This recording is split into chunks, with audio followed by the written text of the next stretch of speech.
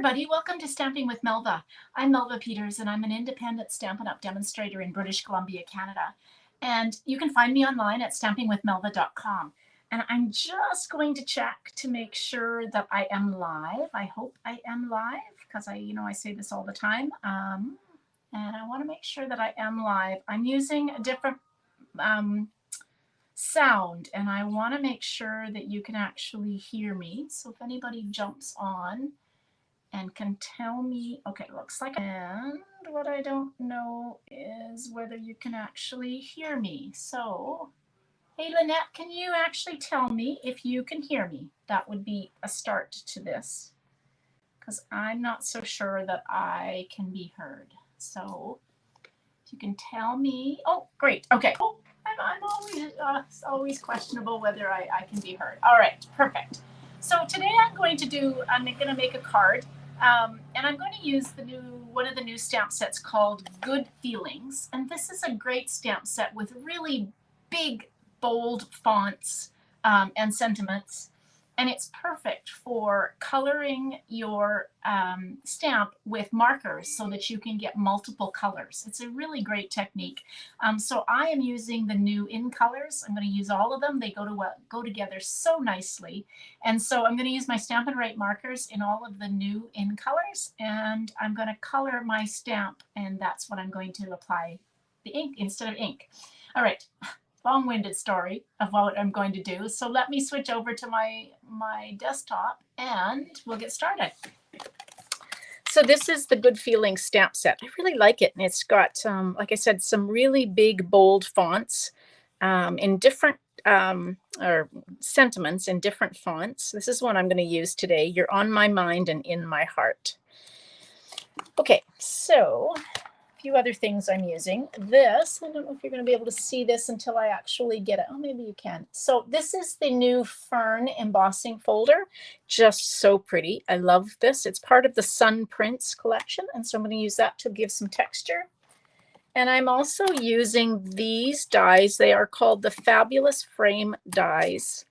And they actually cut out, like this one will cut out a frame. So not only do you get the piece, the shape, and with some stitching on it, you will get the middle piece cut out as well. This is the one I'm using. I can get it out, this one. So it's going to cut out not only the frame around it, but this piece in the middle. Just makes it so easy for creating kind of a framed look to your card. Okay, so I am using, let's get my pieces here. This is the Starry Sky in color. I've got a piece that is cut, it's right way, 5.5 by 8.5, and I'm going to score it at 4.25. And as always, fold into the raised line, raised that you created. Gets better, fold. And give it a really good burnish with your bone folder. Okay, there we go. All right, so there's my card base. And then I've got a piece of, this is the Tahitian Tide. I haven't used this one very much. And so, actually we won't hear this yet. So this is cut 4 inches by 5.25. And then this is a piece of vellum. So you could use vellum cardstock. This happens to be a piece of the vellum that you get that's in the bundle with, oh gosh, I can't remember the name. There's a bundled product with, it's called Botanical something, stamp set with some great leaves on it, kind of tropical leaves or stems kind of, and then the different vellum. So I'm going to use this and I'm going to emboss my vellum using this Fern embossing folder. Embossed vellum really gives a really nice, texture to your card. So I'm just going to bring in my Stampin' Cut and Emboss machine. This is a 3D embossing folder, so you just need the platform number 1, and then this is plate number 4. So that's the sandwich you need. You hear the tinkle, tinkle, tinkle. That's my dog. She is feeling better. If you've been watching, you know that my dog's been sick And she is definitely feeling better than she was, which is good news. Okay, so here is my embossed. This is the Fern. Just, I love the texture that you get because you kind of get the white color from where it really kind of goes deep, and the different, I don't know, it's just so pretty when you emboss the vellum. Now, one thing with this, you will see adhesive through the vellum. So one thing I suggest you do is you leave your vellum sort of free floating and only put your adhesive where you're going to have it covered over. So I'm going to have it covered over in the middle. It's going to go, mine's going to be a landscape card. Oops. So I'm just going to put some Stampin' Seal here in the middle where I know it's going to be covered over. And then my vellum will be kind of free floating around the rest of it. Okay. All right. So that's that. Isn't that pretty together with the starry sky and the Tahitian tide? Okay. So I've got a piece of basic white cardstock. This is cut, I don't know, 4 1/4 by 5 1/2, and it's going to be trimmed down because we're going to use it to cut the die out of it. So here's my stamp set. And I've got my Stampin Write markers. There we go. So I am going to take and color the different ones. So I'm going to do the first line in You're on My Mind. And so take the brush end. So there's 2 lines on the markers. If you didn't know this, there's a thin line and a thick line. The thick line is your brush end. And I'm just kind of almost flat is how I've got it. And you just color the rubber. And I'm just going over the actual spots where it's going to apply ink. All right, so then I'm going to use the Orchid Oasis, and I'm going to do the mind, the word mind in Orchid Oasis. You could do each of these like individual letters in different colors. That's the great part about using your Stampin' Write markers to apply. It makes it really easy to do every letter a different color. But I'm going to kind of go simple. Now, it starts to dry, so I'm going to try and go fairly quick. Okay, so the next one I'm going to do is Tahitian Tide. So I'll do this next line. Don't forget the I. And then the last one I'm going to do, this is the Parakeet Party, and I'm going to do Heart in Parakeet Party. As I said, it does start to dry a little bit. So the one thing we want to do is huff on it, if you know what that means. So you just take it and kind of with your kind of warm breath, and it adds some moisture back into it, and then stamp down. This will not get you the real crisp image that you get when you use ink, for example. It's a bit, because you know your pressure is different as you apply it, but it works pretty well. Isn't that cool? All right, so now I'm going to use this embossing folder.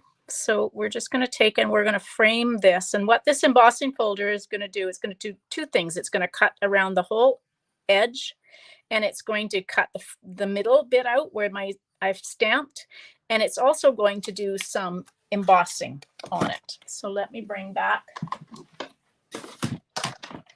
my Stampin' Cut and Emboss machine. This one, bring back the plates. So again, you need number 2. And then you need 2 of the cutting plates. I'm almost embarrassed to show you how cut up my embossing plates are, or my cutting plates are. I really need to probably replace them, but they work. All right, so we run this through.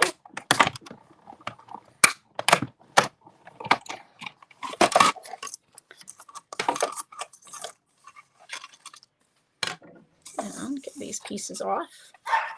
Oh, my dog's decided to go for a walk. If you hear her barking. Oh. All right, so there's my frame, and there's my piece in the middle. So we can take this and adhere it. It's going to go on like this. Now, before we do this, put this on, I have got two pieces. I've got this is the woven metallic, what's it called? Metallic woven ribbon. And I've got it, these are in all the in colors. It's 1/8 inch. So I've got it in Tahitian Tide and Starry Sky. And I am going to take, just kind of put these two together. And I'm going to take and tie this. And as I've said this before, so when I tie a bow and I want to make sure my tails go in the right direction, I'm turning it upside down. So this is the bottom. And so I'm keep my tails facing the way I want them to finish on the card. And that way, hopefully, oopsie, I will trim this. Let's pull these. I don't want this quite so big. Come on. There we go. There we go. So now I've got my tails facing towards the bottom, which is what I want.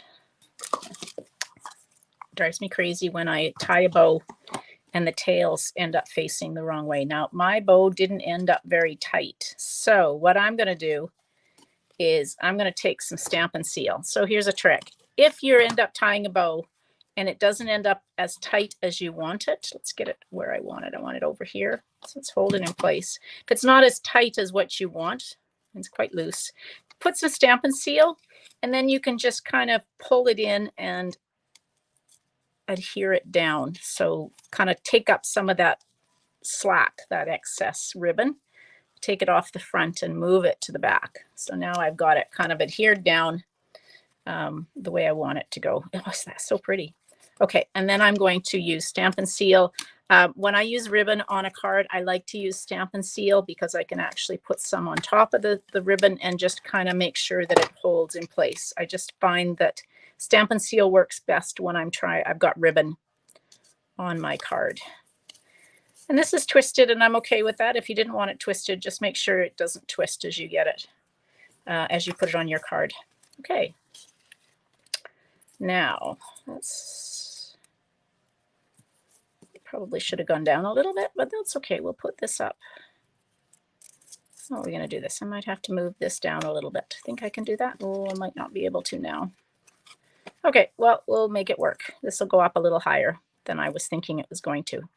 Okay, so I'm going to lay this flat. So I'm just going to adhere this on flat. And I'm just going to take a little bit of my liquid glue and put kind of on the edges. I'm not using a ton. I just want this to adhere down.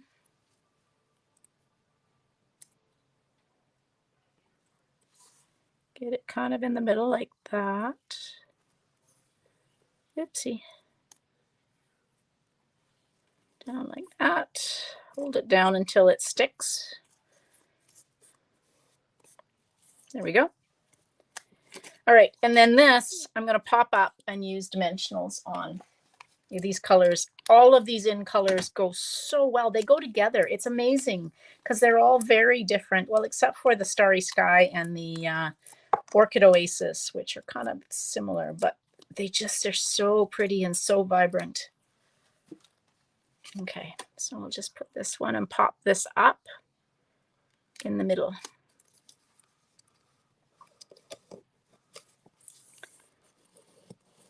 Sticking that down, and then that's popped up. Okay, so the last thing I want to put on the front of my card is these are the matte decorative dots, and these are all in the in colors. So let's use, I'm going to use some of the different ones that I haven't so I'm going to use the Parakeet Party. Put 2 of those on, and I'm going to use the Sweet Sorbet. Let's put those.